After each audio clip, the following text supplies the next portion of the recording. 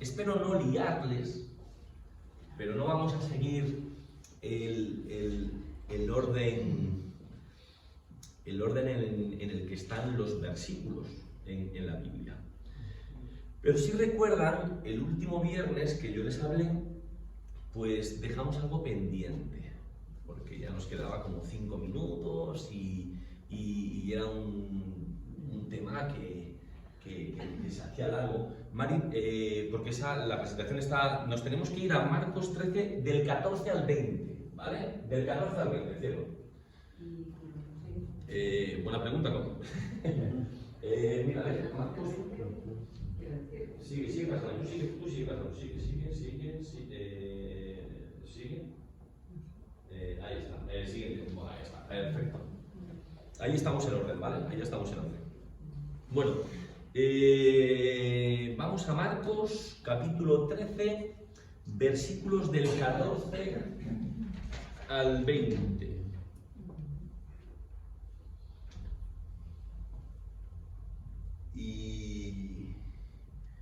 Y yo voy a decir alguna cosilla, pero quiero que ustedes completen el estudio, porque es un tema bastante interesante este. ¿Están conmigo? Sí. ¿Sí? Gracias, hermano. Dice... Este es Jesús, ¿no? Y dice... Cuando veáis la abominación desoladora de que habló el profeta Daniel, puesta donde no debe estar, el que lee, pues que entienda, entonces los que estén en Judea huyan a los montes. El que esté en la azotea no descienda a la casa, ni entre para tomar algo de su casa. Y el que esté en el campo, pues no vuelva atrás a tomar su capa. Mas hay de las que están encintas y de las que en aquellos días críen. Orad, pues, que vuestra huida no sea en invierno, porque aquellos días serán de tribulación, cual nunca ha habido desde el principio de la creación que Dios creó hasta este tiempo, ni la habrá. Y si el Señor no hubiese acortado aquellos días, nadie sería salvo, mas por causa de los escogidos que Él escogió, acortó aquellos días. Amén. Bueno, aquí Jesús está profetizando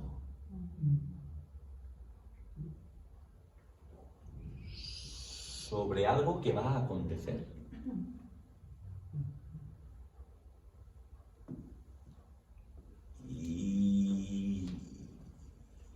Y el texto nos da pistas, nos lo dice, pero hay una frase que no sé si les ha llamado la atención y que yo quiero preguntarles sobre ella. ¿A alguien le suena esto de la abominación desoladora? ¿Dónde lo han leído? En el libro de Daniel, capítulo 9, capítulo 11 y capítulo 12. Jesús está utilizando palabras de Daniel. Vamos a leerlas, porque todo esto es bastante interesante. Mira, Susi, por favor, ¿me ayudas? Tú vas a buscar Daniel capítulo 9, versículo 27. ¿Vale? Daniel 9, 27. Alberto, si no te importa, tú vas a buscar el 11:31. Y Mónica, si a usted no le importa, busca el 12, versículo 11. ¿De acuerdo? Vuelvo a repetir, todos en el libro de Daniel. Susi, Daniel 9:27. Alberto, el 11:31. Y Mónica, el 12, versículo 11. Jesús está profetizando. el asedio y la posterior destrucción de Jerusalén. Y dice, cuando llegue ese momento, no andéis perdiendo el tiempo en recoger vuestras cosas, salid pitando. Y utiliza una frase que él no innova, sino que ya el profeta Daniel había utilizado hasta en 3 ocasiones. Susi, por favor. Y por otra semana confirmará el pacto con muchos. A la mitad de la semana hará cesar el sacrificio y la ofrenda. Después, con la muchedumbre de las abominaciones, vendrá el desolador, hasta que venga la consumación, y lo que está determinado se derrame sobre el desolador. Perfecto. Muy bien, Alberto. ¿Importa la versión? No. No, mientras que sea en castellano. Si vas a leer en King James, pues no. Enviará tropas que ocuparán y profanarán el templo y la ciudadela, y suprimirán el sacrificio permanente. Después instalarán la abominación desoladora. Muy bien, después instalarán la abominación desoladora. Perfecto. ¿Y Mónica? Y desde el tiempo que se ha quitado el continuo sacrificio hasta la abominación desoladora, habrá 1290 días. Muy bien, muy bien, muy bien. La abominación desoladora, si lo traemos a un lenguaje más entendible para nosotros, quiere decir algo así como una profanación que horroriza, hasta el extremo. Ahora, una pregunta, y préstenme atención a aquellos que estén en el Alfaguara, porque esto lo van a preguntar en el juego del Trivial. Y esta pregunta tiene trampa. ¿Por qué tiene trampa?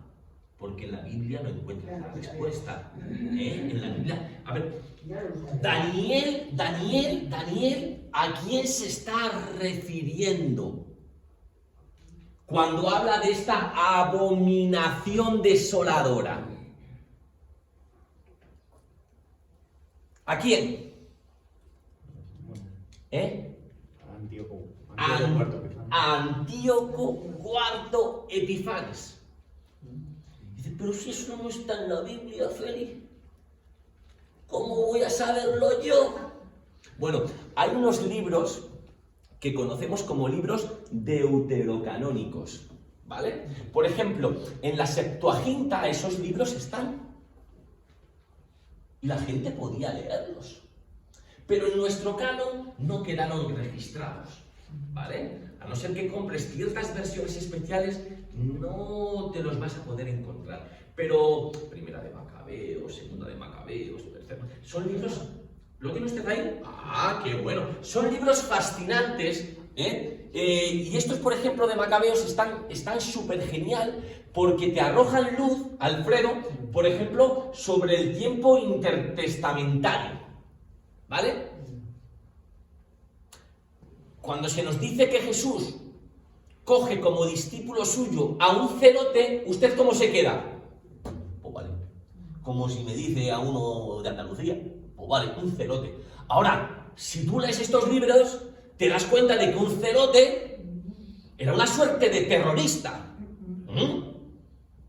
Pero necesitas leerlos, ¿vale? Entonces, claro, Daniel se está refiriendo a Antíoco IV Epifanes. Y este hombre, Mónica, era un ejemplar muy malo. ¿Qué pasó con este hombre?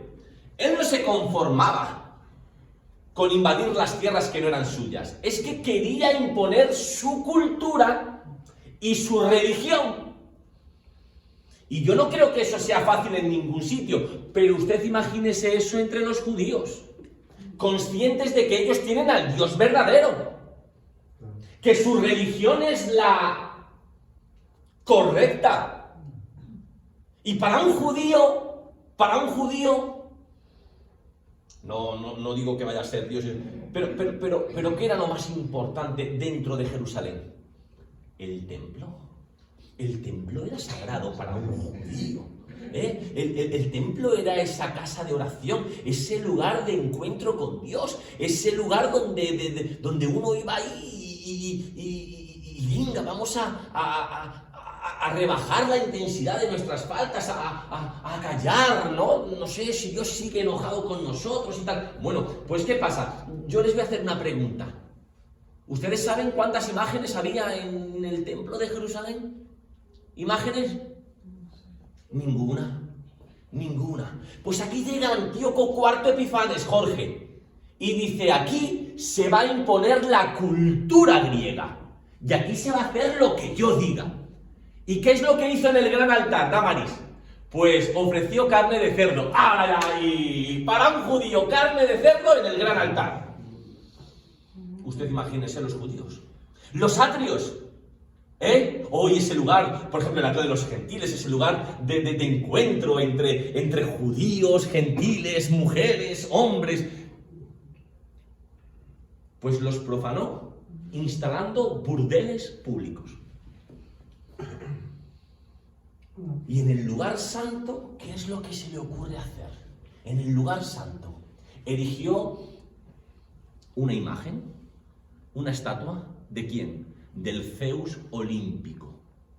Un judío que no tenía ninguna imagen y ahora en su lugar santo está la imagen de Zeus. Cuando habla de la profanación que horroriza, de esta desolación, se está refiriendo a esa imagen de Zeus y a todo lo que hizo.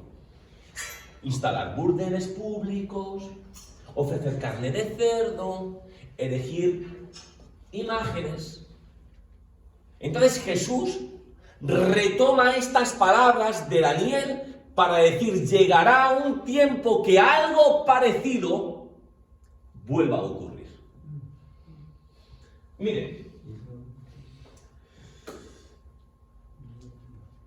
usted puede mirarlo para que vea que no me lo he inventado.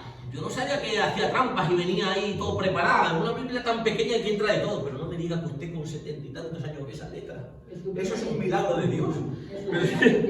Bueno, miren, para que entiendan, yo he cogido, si usted quiere buscarlo, en el primer libro de los Macabeos, capítulo 1, versículo 54, se dice, ahora bien, el día 15 del mes de Kislev, el mes de Kislev, para que ustedes me entiendan, entre noviembre y diciembre de lo nuestro, del año 145, instalaron la abominación de desolación sobre el altar, esa imagen del Zeus olímpico, y edificaron altares a los ídolos en todas las ciudades de Judá, por todas partes, por todas partes. Bueno, esto es historia.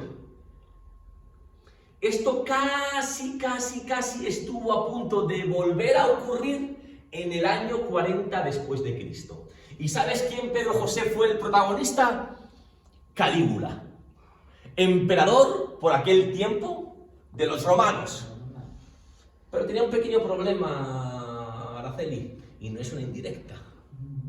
Era epiléptico. Bueno, y algo peor, porque hoy en día, ¿verdad? La epilepsia tiene cura, ¿verdad? Pero hay una cosa que es peor. Yo es que ya ni por ahora. Ya no era. Este hombre no solamente era epiléptico, sino que estaba loco. Muy loco. Pero quería que la gente le tratara como un dios. Yo quiero que se me trate como un dios. ¿Y qué se le ocurrió a Jorge? Cuando se enteró de que en el en el lugar santo no había imágenes, que en el culto de los judíos no había imágenes, pues no se le ocurrió otra cosa que decir, una imagen mía. Y sus propios consejeros le dijeron, estás loco. Estos no lo van a aceptar. Se va a montar aquí, ya que estamos en Navidad, la marimorena. ¿No? La marimorena, sí, ¿no? La marimorena, ¿no? Y bueno, por suerte, Alberto, por suerte, el hombre llegó a morirse en el año 41 y eso no terminó por ocurrir, ¿vale? Pero bueno, resumiendo, ¿qué es lo que pasa? Y ahora les dejo que den su opinión. ¿Qué es lo que pasa? Es que los judíos no solamente, Susi, estaban esperando la llegada del Mesías. Sí, estaban esperando que viniera el Mesías. No lo reconocieron en Jesús, muchos de ellos. Y así está. Pero bueno, pero no solamente estaban esperando la llegada del gran Mesías, sino que también esperaban a la par la encarnación de todo mal. Un poder que aunara todo lo mal. Todo lo mal. ¿vale? Entonces, por eso Jesús dice, llegará un día en que habrá un poder que encarne todo el mal. ¿Cuándo sucede esto? En el año 70 después de Cristo.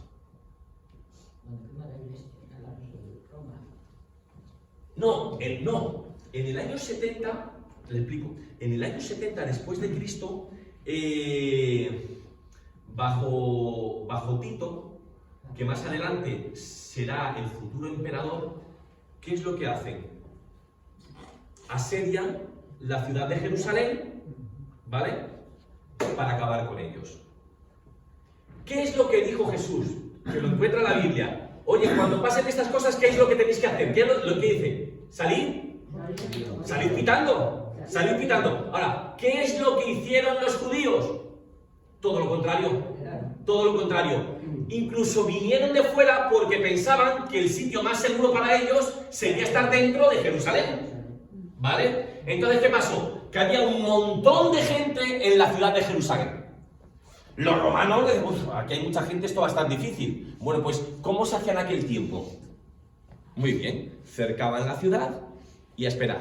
¿A esperar qué? ¿A esperar qué? Esperar que venga ¿A esperar qué? A esperar que los alimentos se acaben. O sea, ¿me entendéis? No podemos entrar, tienen muchas defensas, hay mucha gente, vamos a tener muchas bajas. Muy bien, rodeamos la ciudad y que se mueran de hambre. ¿Vale? Pues eso sucedió en el año 70 después de Cristo. Y fue de las hojas o de las páginas más horrorosas del pueblo hebreo en toda su historia. Miren, esto lo hemos encontrado, no sé si alguno de ustedes tiene estos libros, yo también los heredé. Hay un historiador judío que se llama Flavio Josefo.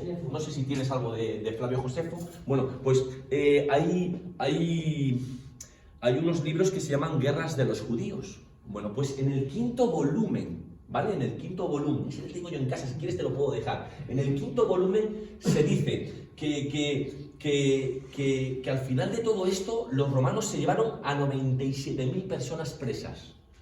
97.000 cautivos. Y de inanición, de hambre, murieron 1.100.000 personas.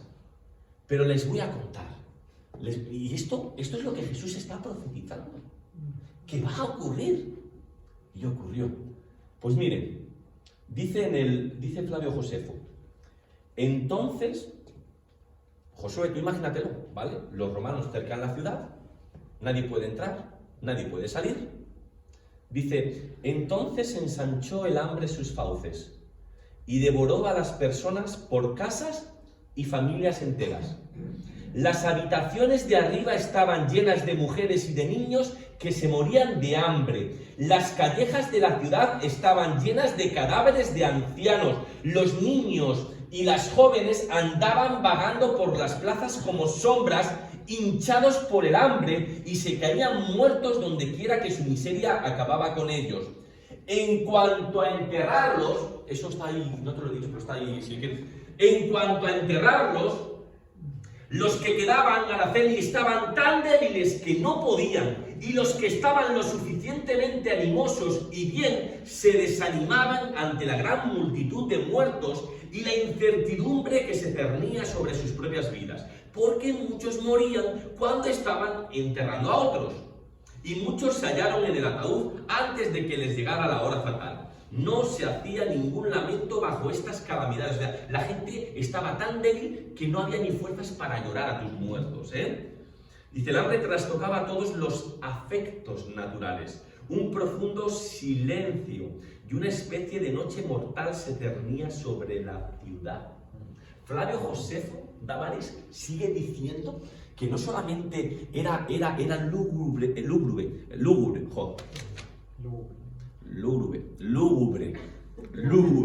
solamente era lúgubre ver a tanto muerto, sino imagínense a rateros despojando el cuerpo de estas personas muertas. Se dice que la sangre corría por las calles. Miren. Madison, todo está ya apuntado, ¿vale? Para que lo busques. Yo sé que es un poco desagradable, pero quiero que ustedes se imaginen la situación. No había nada que comer, la gente se comía hasta las hierbas.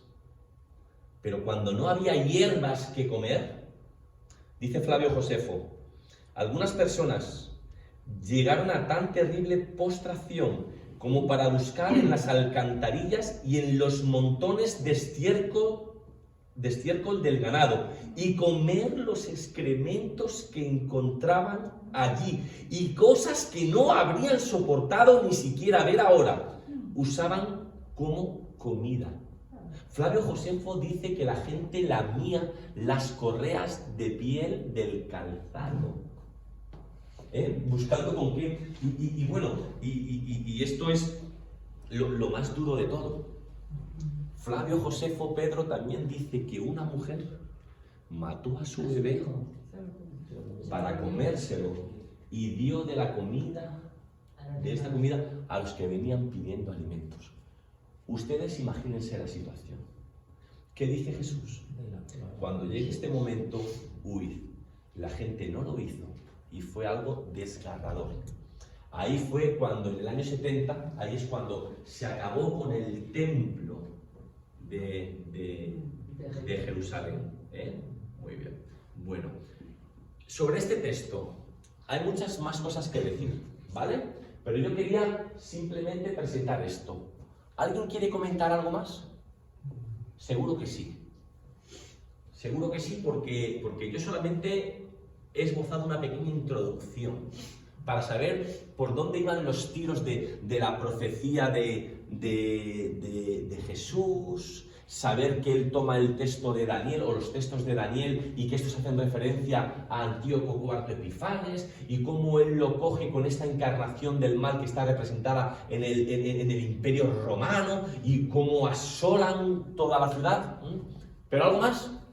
¿Sí? Pero apuntaría rápido, simplemente decir que tampoco, bueno, por arreglar un poco el tono, ¿no? Que tampoco es que tuviera mucha opción, o sea, esto pasa en el año 70, pero los romanos empezaron a... O sea, empezó la guerra entre los judíos y los romanos en el 66, que llevan 4 años y cuando ya asolan la ciudad no tenían tampoco muchas opciones de huir o sea, que tampoco es que ya lo hubiera avisado Jesús y no quisieran, sino que tampoco había mucha opción de escapar, ¿no?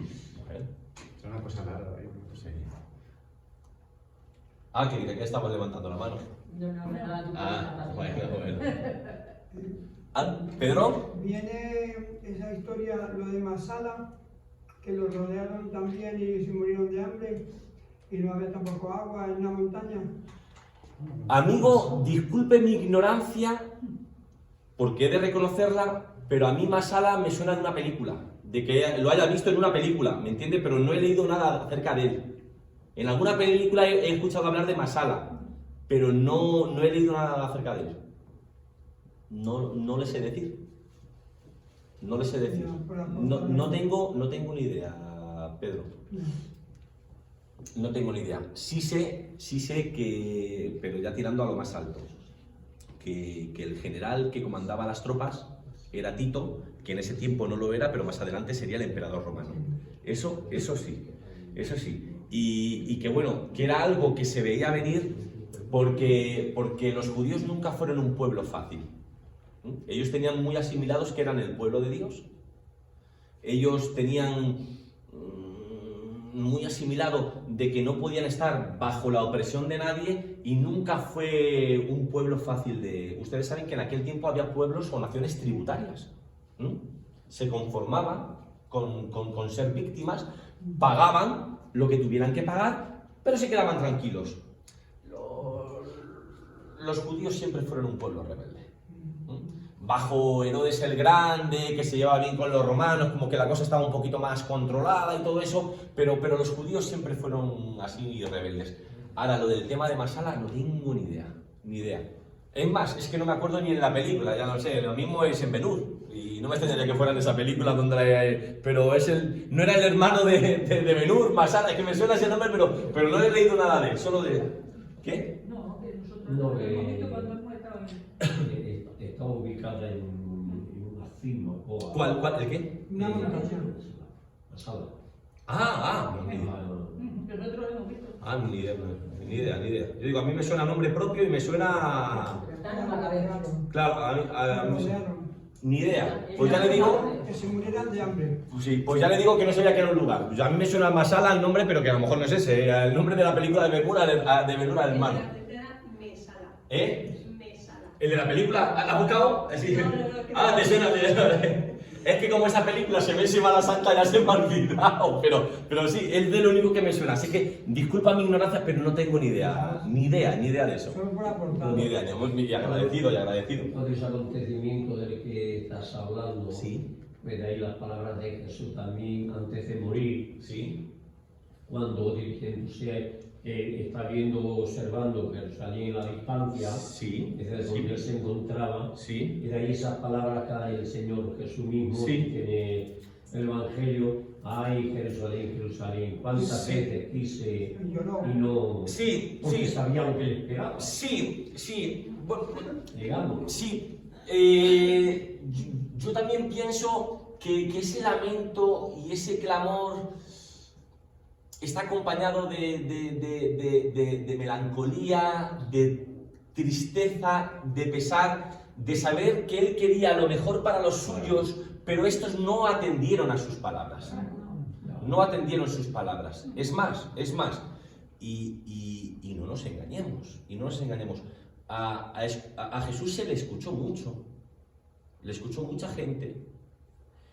Él hizo milagros que vivieron en primera persona muchas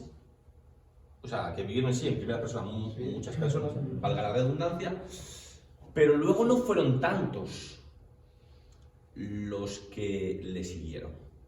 Él mismo, un poco apesadumbrado, tiene que decir: muchos me seguís porque os doy de comer. Porque os doy de comer. Es decir, en un lenguaje más llano para nosotros, muchos venís a mí por interés, por lo que podéis sacar de mí. Pero realmente, ¿cuántos de vosotros mis palabras les mueve a ser otro tipo de persona? ¿No? Y yo creo que por ahí va también el lamento de Jesús, ¿no? Qué lástima que os hablé tantas veces, estuve a vuestra disposición tantas veces, y ha calado el mensaje en tan pocos,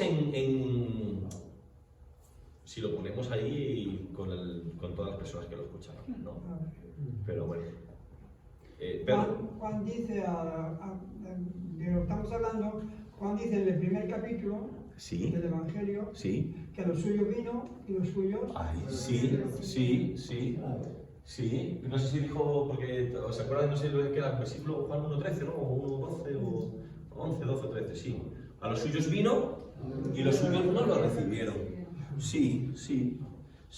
Porque la persona de Jesús y la enseñanza de Jesús, Pedro, nunca ha resultado una imposición.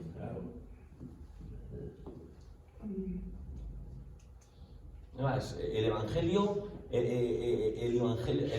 no es impositivo. O se acepta o no se acepta. Pero no se impone por la fuerza.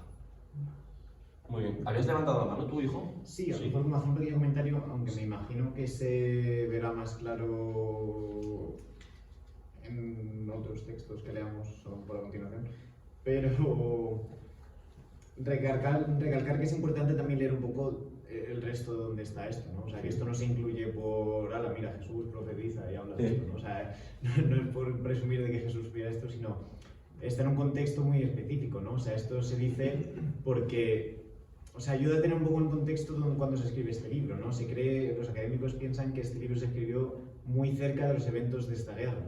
Entonces, los primeros creyentes que estuvieran leyendo estas palabras de Jesús tendrían esto muy reciente.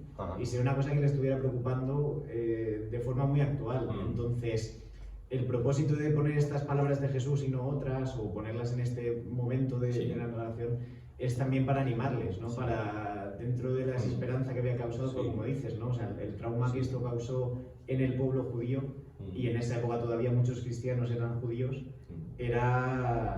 fue brutal, ¿no? Entonces, que este texto tiene el propósito no de predecir por predecir, sino de animar a los creyentes, de decir, aunque vengan estas cosas, confiad en mí, aguantad, todavía... Es más, tú sabes que que gran parte de la Biblia es una reflexión en torno a esas dudas. Al hecho de saberse pueblo de Dios, y es una reflexión a la pregunta de por qué Dios ha permitido este tipo de cosas. ¿Por qué Dios permitió el exilio, por ejemplo, con los babilonios? ¿No? Entonces eso se ve en muchos autores de la Biblia, ¿no? Cómo reflexionan sobre eso, cómo tratan de dar respuesta a esa pregunta que no sé, ¿no? Dios siempre iba a estar con nosotros, nunca nos iba a abandonar, nunca nos dejó. ¿Qué es lo que ha pasado? ¿Qué es lo que ha pasado? ¿Qué es lo que ha pasado? ¿Sí? Muy bien. ¿Algo más sobre este texto? ¿No? Bueno, pues siento desilusionarte, hijo, pero he dicho que no iba a seguir el orden. Y ahora vamos a leer los versículos de antes, que es un tema distinto. Sí. Ah, pues entonces se lo ha quedado. Pues esto Guadalupe. No, vale, no te preocupes. Le dije que pusiera un texto con el... Vamos a leer un texto. Versículos de... Lo puedes dejar si quieres. Del 9 al 13. Marcos 13, del 9 al 13. Y con esto terminamos hoy, ¿vale? Y lo leo y ustedes me dan su opinión y ya pues hablamos de alguna cosa más si quieren, en estos minutos que nos quedan. Marcos 13, del 9 al 13. ¿Lo tienen? Sí.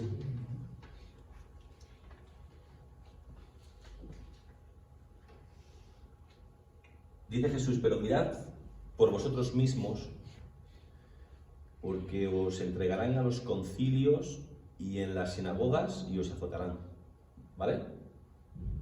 Y delante de gobernadores y de reyes os llevarán por causa de mí, para testimonio a ellos. Y versículo 10 dice, y es necesario que el Evangelio sea predicado antes a todas las naciones, pero cuando os trajeren para entregaros, no os preocupéis por lo que habéis de decir, ni lo penséis, sino lo que os fuere dado en aquella hora, eso hablad. Porque no sois vosotros los que habláis, sino el Espíritu Santo. Y el hermano entregará a la muerte al hermano, y el padre al hijo, y se levantarán los hijos contra los padres, y los matarán. Y seréis aborrecidos de todos por causa de mi nombre, mas el que persevere hasta el fin, este será salvo. Dice muchas cosas, muchas cosas. Venga, ¿qué piensan? ¿Con qué se quedan? Yo empiezo con una cosa muy sencilla y luego ustedes siguen, ¿vale? O sea, Araceli, Jesús poniéndolo fácil, ¿verdad? Sí. El cuadro que dibuja es idílico, ¿no? Oye, yo a veces, de verdad, yo trato de pensar bien de las personas, ¿no? O sea, yo creo que lo hacen con buena intención.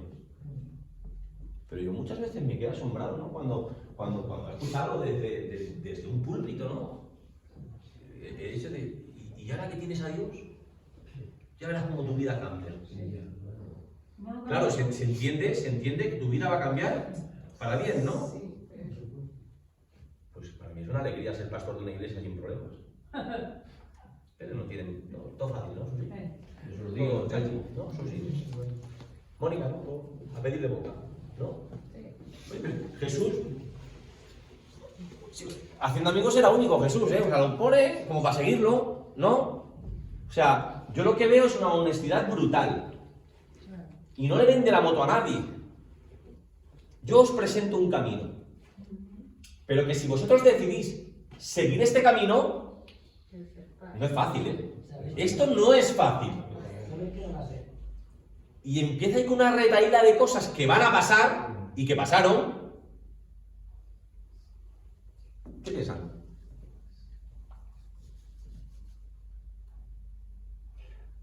Pedro. Exige una fe auténtica, genuina, pase lo que pase. Si no, estás, pues fuera, porque dice el que persevere Sí, hasta el fin. hasta el fin. Por eso también... Es decir, que eso nos habla de una carrera de fondo, ¿verdad? No un sprint de 100 metros, no es el cristianismo es una carrera de fondo, ¿no? Al final, guardado de los hombres. Es lo que dice. Gracias a Guardado Dios. de los hombres. De las mujeres, claro. No puede entender como Sí. va a venir peor de lo que Mire. piensa, porque muchas personas no habrán hecho nada, pero Mira. los meten en el tribunal Mira lo que dice la y tele. hacen en falso. Mira lo que dice, empieza. Dice, os entregarán a los concilios y en las sinagogas os azotarán. Claro. ¿Vale? Jesús está hablando a un grupo de judíos, ¿no? ¿Y qué es lo que les está diciendo? Mira, para empezar, eso sí, os van a tomar por herejes. Por herejes. ¿Y qué hace un judío con un hereje? Pues os van a dar hasta en el carnet de identidad. Ustedes saben, que lo hemos explicado muchas veces, que estaba el Sanedrín, ¿eh? El Tribunal Supremo de los Judíos. Y eso estaba en Jerusalén. Pero en cada aldea, en cada pueblecito, había un pequeño Sanedrín. Claro, los cristianos no se avergonzaban. Los cristianos iban diciendo que ellos... Así que eran considerados como herejes. Los llevaban a las sinagogas y allí los golpeaban públicamente.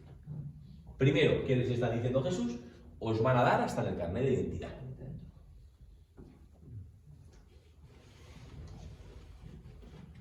Cambia de lado. Dice, delante de gobernadores y de reyes os llevarán por causa de mí. Y yo no sé vosotros, pero a mí se me viene a la mente el apóstol Pablo. Y ahí estoy, ante Festo. Y ahí estoy, ante Félix. Y ahí estoy, ante Agripa. Es decir, vais a sentir la persecución también de los romanos. Venga, sigue diciendo. El 11. Pero cuando os trajeren para entregar, no os preocupéis por lo que habéis de decir ni lo penséis, sino lo que os fuere dado en aquella hora es hablar, porque no sois vosotros los que habláis, sino el Espíritu Santo. O sea, esto es algo tremendo, Alfredo, porque usted tiene que pensar, mira, aquí quien más y quien menos, no, aquí quien más y quien menos, no, yo creo que todos, no, bueno, no sé, aquí todos hemos ido al colegio. Mi padre creo que pocos años, ¿no? Pero algún año estuvo en el colegio. Pero José... Es pequeño hasta que me pegó un día el... Ahí se acabó. No, pero ¿qué estuviste? Por lo menos, hasta los 8 años por lo menos estuviste en el colegio, ¿no? O 9 años. No, menos. Menos todavía, bueno, más todavía. No, hombre, tampoco ni se acuerda. Damaris, en aquel tiempo no les daba tiempo a cansarse del colegio, ¿eh? 8 años de... Pedro, no sé si tú estudiaste más años o lo que sea. ¿Sí? ¿Fuiste más años al colegio? Yo, Sí, o también lo dejaste pronto. yo pasé por la puerta. Saludaba. Con 6 años ya estaba con el ganado. Bueno, pues mire, escúchame, pero Josué, ¿sabes estas cosas? Que al final, bueno, algunos no aprendemos nunca, ¿no? Pero al final, con los años vas ganando en humildad. O debiéramos ganar en humildad. Porque cuando nos empezamos a enterar de más cosas, pues te das cuenta de que fuiste muy injusto muchas veces. La de veces que yo me he reído con mi padre, dándome las de listo, él predicando, diciendo, a fotos, por favor, sacad alguna a foto. Y no lo abre, por más que le diga, papá, las a fotos no existen, son fotografías. Sacad una fotografía o una foto. A fotos no existe. Vale, hijo, gracias, pero no, si se sube de arriba, hoy te lo va a volver a decir. Sacad alguna a foto. Claro, mi padre no fue al colegio, pero a mí nunca me faltó un plato de lentejas sobre la mesa. ¿Vale? Con 8 años estaba trabajando, pero te ríes de, mira, no sabe. Él me preguntaba, ¿con B, o sea, no me decía, eso era mi madre, decía, ¿con B alta o baja? No, es que la B baja no existe, es B o V. No, pero para ella era la B alta o la B, porque no sabía escribir, no sabe si bienaventurado está o no sabía. Bueno, en aquel tiempo, peor que esto que les estoy contando. La La gente no había leído un libro en la vida porque la mayoría eran analfabetos. Es que no los dejaban. ¿No? Pero tenían tanto de Dios en sus vidas. Había tanto temor, pero no de miedo. Tanta veneración a Dios, tanto respeto a Dios, que no sentían miedo por ningún hombre. Y podían hablar sincera y honestamente de lo que sentían en su corazón y habían vivido en sus vidas. Gente sin estudios, sin másters, sin carreras. Y testificaban de lo que Dios había hecho en sus vidas. Parecía que más que ellos los acusados eran los jueces. Y luego hay algo que es tremendo. Porque estamos llegando a luego, les dejo si quieren decir algo. Pero dice el versículo... esto es gordo, El 12. Dice, y el hermano entregará a la muerte al hermano, y el padre al hijo. Y se levantarán los hijos contra los padres y los matarán. Mira, esto lo he leído yo en libros de historia. En aquel tiempo, por ganarse el afecto de las autoridades del tiempo, estaban dispuestos a vender a sus propios amigos, a sus propias familias. Y te digo una cosa, Mónica, que le traicione yo, pero ¿usted se imagina ser traicionada por Alfredo? ¿O por su hija?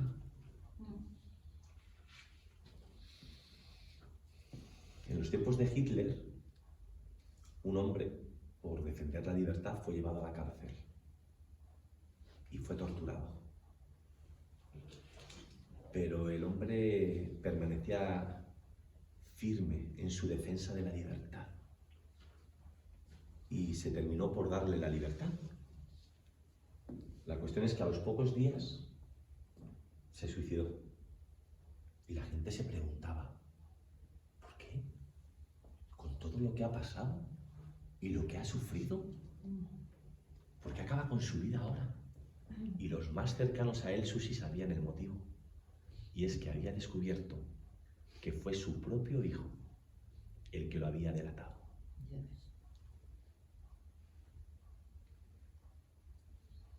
La misma Biblia lo dice. El Evangelio, creer en Dios, separó a muchas familias.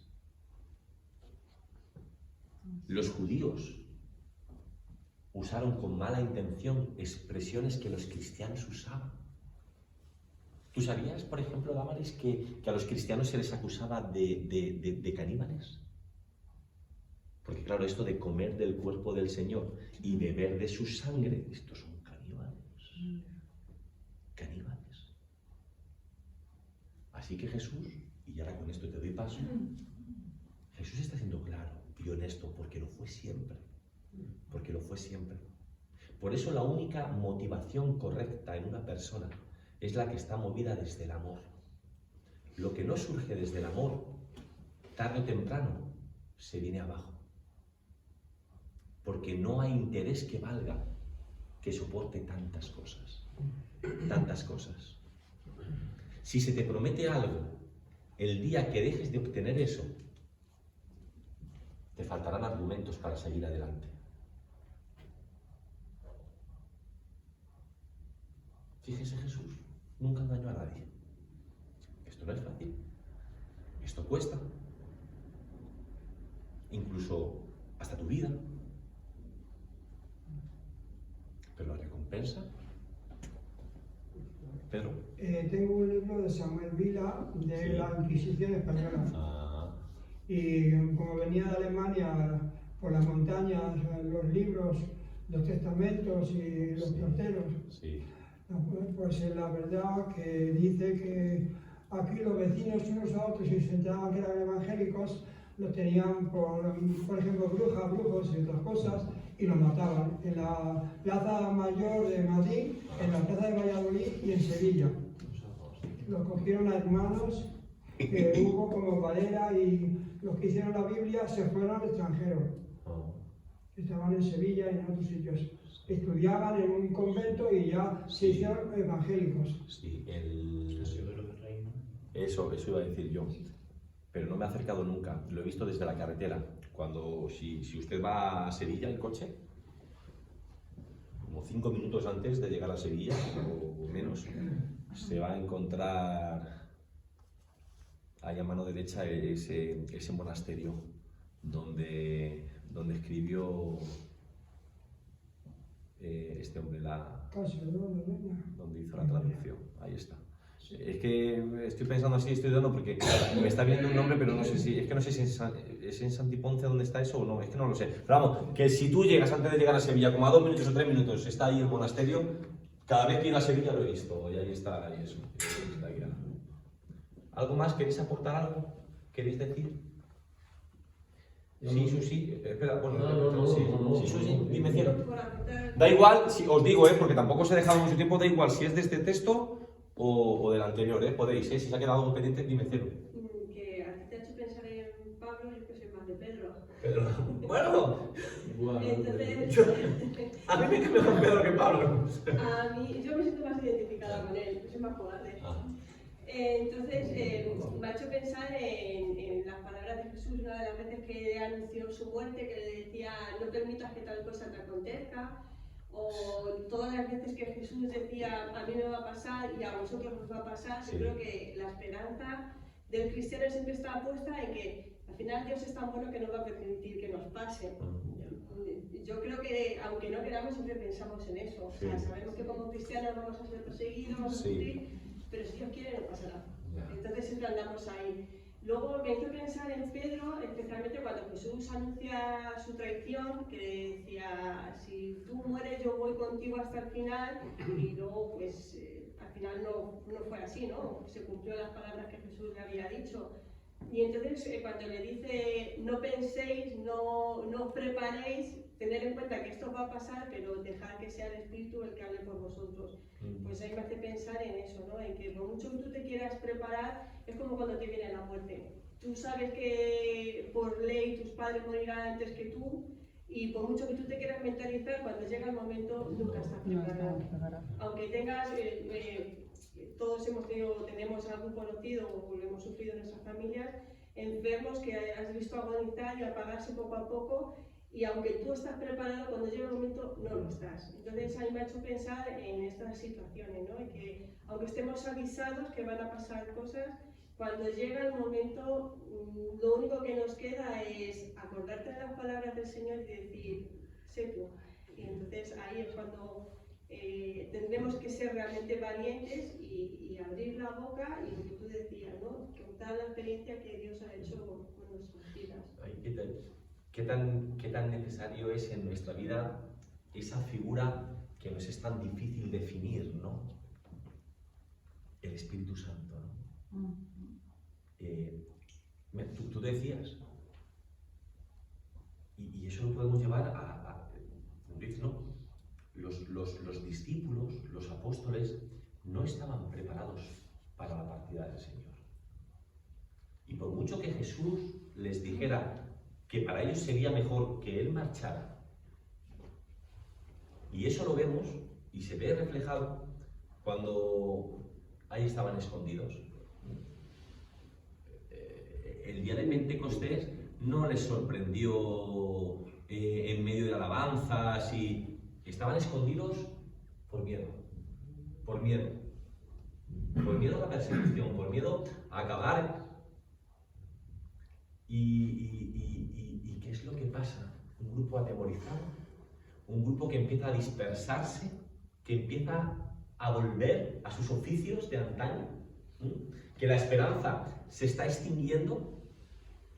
El acontecimiento que sucede, ¿no? Que de nuevo, o sea, cambia toda la perspectiva, y ahora pasan de ser personas timoratas a gente que está dispuesta a dar su propia vida por defender eso en lo que creen, por defender esa experiencia que han vivido. Y sabemos que el final de la mayoría de ellos, exceptuando, podríamos decir Juan, murieron como murieron. Porque al final ellos, que no se sentían preparados, había calado de una forma tan profunda eso que habían vivido y que habían experimentado en primera persona, que no solamente transformó sus vidas, sino que ha transformado la historia de la humanidad. La historia de la humanidad. La historia de la humanidad. ¿Sí, Alberto? Sí, yo- Perdón, hijo. Sí, sí, igual. Es que creo que antes ha levantado la mano Araceli y el abuelo. Vale. Ahora, Araceli. Que lo sepa para que no fue el primero. Que cuando la abominación fue en el año 70, Sí. y al final de los tiempos las cosas se están mezclando. El arrepentimiento del reino mesiánico y al traer la ruina de la ciudad santa. Señala el fin de la antigua alianza. Anuncia que de ese modo el fin del mundo, que no será en la gloriosa venida del Mesías, mas que la consecuencia aplicará definitiva en el primer drama. Así los rasgos ordinarios de teofania en los apocalipsis judíos. De todo esto y todo esto va a ocurrir, bueno, ha ocurrido y ahora todavía parece que vuelve otra vez a venir todo esto. Gracias, Telo. Parece que otra vez vuelve otra vez a lo mismo. No sabemos si será así o no será así. Vale, gracias. No, yo lo único que quiero decir es que, digamos, Jesús no puede ser más claro ni más realista. Le explico un poco. La vida, el ser humano, Abajo. Sí, te entiendo, sí. el ser humano para la vida necesita un qué y un para qué. Y Jesús se lo está dejando bien claro. En el 8 les dice lo que va a acontecer, en la vida va a ser siempre difícil, va a ser dura, y que les afectará a ellos también, ¿verdad? Todos ellos, de tal manera que muchas veces si no tenemos algo por lo cual, digamos, luchar, nos rendiremos, nos entregaremos. Porque cuántas personas han llegado a la conclusión de no merece la pena. Y como no merece la pena, pues hasta aquí llego. Y como la vida siempre va a ser, digamos, una prueba dura, pues Jesús les está también poniendo sobre aviso, digamos, de una manera general en esa gran realidad. Pero ¿cómo termina, digamos, si vale la expresión, con todo ese comentario que el Señor está compartiendo? En el versículo luego 13 dice, y seréis aborrecidos por mi causa. Pero ¿qué pasa? Ahí es donde está la clave del porqué, de la lucha y de la batalla en esta tierra. El que persevere, al final, ese será salvo. Es que, claro, si algo queremos, tenemos que tener la idea clara qué es lo que queremos, por qué lo queremos y para qué lo queremos. Muy bien. Porque si no, las cosas fallan. Alberto. Bueno, por añadir brevemente otro punto de vista sobre el versículo, porque yo personalmente no soy muy fan de interpretarlo así como se ha hecho aquí. Sí. O sea, es una interpretación buena, pero me parece un poco... Porque al final la interpretación lo que hace es alegorizar un poco y decir, bueno, pues nuestras vidas todavía sufrimos por ser cristianos, tal. Sí. Pero yo creo que también hay que reconocer, sin desmerecer lo que uno vive como cristiano, que en nuestra circunstancia, viviendo en un país europeo en el siglo XXI, tenemos una posición como cristianos muy privilegiada en la historia. O sea, hay que entender...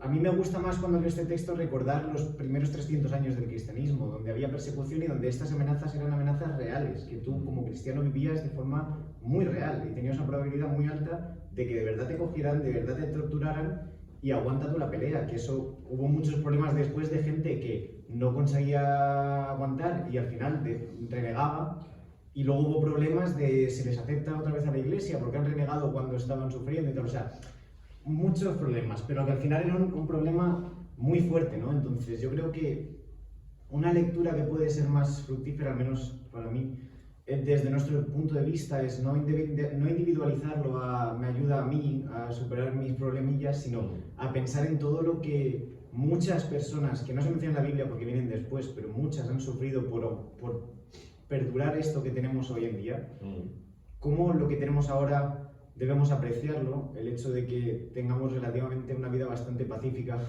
por creer lo que creemos, en contraste a ellos, y que eso nos sirva para nosotros plasmarlo en el mundo que tenemos hoy en día, ¿no? Ver dónde hay cristianos que realmente sufren este tipo de persecución, que están en un peligro muy real. ¿Cómo podemos nosotros ayudar en su situación, cambiar las cosas?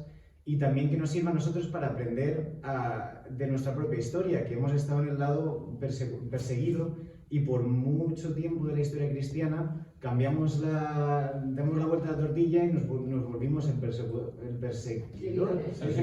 Claro, que yo te iba a comentar eso de que... Servirnos de que no nos volvamos eso, claro, de que ahora no seamos nosotros los que persigamos a la gente que piensa de otra forma distinta. Bueno, es que esa ha sido la realidad de la Iglesia. O sea, y es bueno como no olvidarla, pero la Iglesia se convirtió en los 4 primeros siglos de ser los perseguidos a ser los perseguidores. A partir del siglo IV la Iglesia se convierte en perseguidora. O sea, lo que había sufrido, ahora es ella la que se encarga de hacerlo sufrir, ¿no? Y es bueno saberlo, sí, es bueno. Sí, no, o sea, en lo que has dicho nada, que yo por mi parte nada que objetar. Y es cierto, por ejemplo, que nosotros, al menos en este mundo occidental, no podemos comparar las cosas, por ejemplo, con lo que ellos sufrieron. Porque ellos no solamente, o sea, ellos tenían sus problemas personales que nosotros pudiéramos tener, acompañados por profesar su fe, que realmente marcaba sus vidas. Hasta el punto de, bueno, de estar dispuestos a... Muy bien, hijo. ¿Algo más? ¿O nos vamos? Sí, cierto. Que lo que estaba comentando Alberto ahora, una cosa que me entristece y me avergüenza es que sin vivir como vivían ellos, somos muchísimo, infinitamente más cobardes. Porque la Iglesia de hoy vivimos una libertad y sin embargo no salimos a proclamar esa salvación, no sentimos como que esa necesidad de salvación es tan urgente como realmente lo es. Pero son tiempos distintos.